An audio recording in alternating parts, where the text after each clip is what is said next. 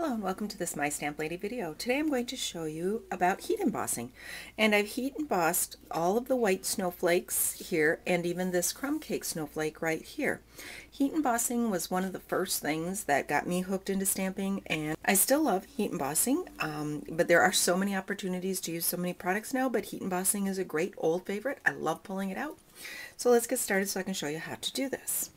So I'm going to start with first of all, the white snowflake that I did. And I'm using this image from the Snowflake Soiree. I'm going to use my Versamark pad. I love this pad. It holds the ink, holds the powder really well, and it works awesome for heat embossing. First thing I'm going to do is take my embossing buddy and rub that around so that I get off any static. It'll get rid of fingerprint oils and things like that, so it won't grab the powder where I don't want it. Okay, so I will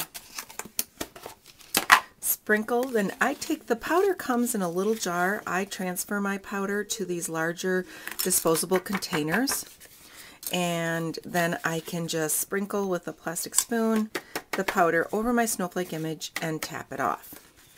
Okay, so that's the white one I want to do. I'm going to set this aside not too long. You want it to still stick to the paper. And now with the new ink pads, because the older fabric pads do not stay wet long enough.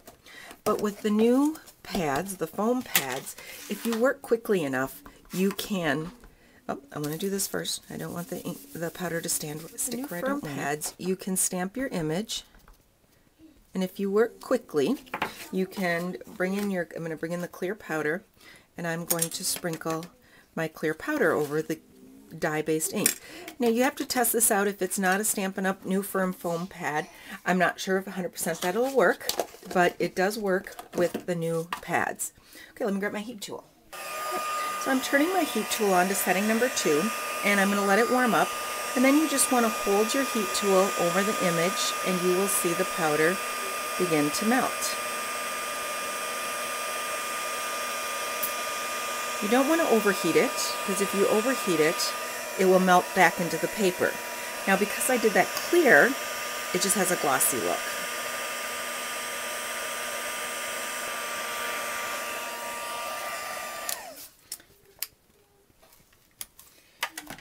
So as you melted the powder, you saw it turn glossy, and that's when you know that it's ready or that you're done with it. So the next step I want to do is just punch out these snowflakes.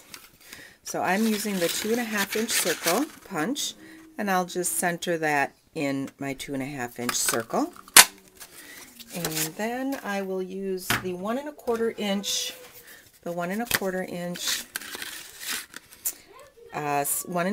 scallop circle, and we'll punch that one out. I ran this through the Big Shot with my Penance die, and I got a white doily or scallop circle, and I'm just going to use that part of it. So let's place that down. There we go. Okay, now I did the background the same way as I did my other pieces. I just did it ahead of time so you have to see. They're stamped in Versamark, sprinkle the powder, and then heat set it. Let's pull in, let's see, oops, first of all, and then I took, these are 3/4 inch wide pieces of, this is designer series paper, and then just a little piece of the Whisper white cardstock, and we'll place these down underneath the flags. Just go down underneath, and I just then notch the ends. There we go, and then offset this one a little bit. Let's see, we'll pull that in a little bit, and then we'll pull in my dimensionals and pop that up. And then the last step, all I did was took some of the pearls. There we go. Let's pop that on there. Little mini glue dot to put on our crumb cake snowflake. And now we just need to add some pearls. Let's take a small pearl for the center of that one, and we'll take a larger pearl for the center of the larger snowflake. And that's heat embossing, and it gives an amazing look and a feel, a texture to the card. If you have any questions about what I did, be sure to contact me, Chris, at mystamplady.com, and thanks for watching.